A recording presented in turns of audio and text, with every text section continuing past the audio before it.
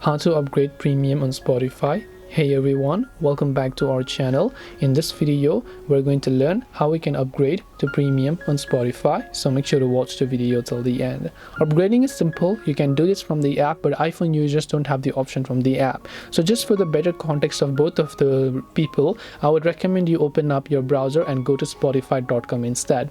So when you go to spotify.com and log into the account where you want to upgrade to premium, you will see this type of interface where you have to tap on the gear icon located at the top right hand side of the screen here. Once you do that, you'll find this option here that says premium. So just tap on the little premium tab over there, and once you tap on the premium tab, you will see this type of interface.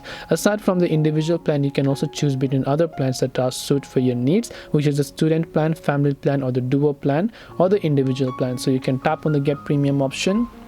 Make sure to enter your billing details, your addresses, and then after that select your credit or debit card details. Then after that again just make sure to tap on the buy now option, and you have successfully upgraded premium on Spotify. This way you can upgrade premium on Spotify. Hope this video was very helpful. If you have got any questions, feel free to also leave them down below.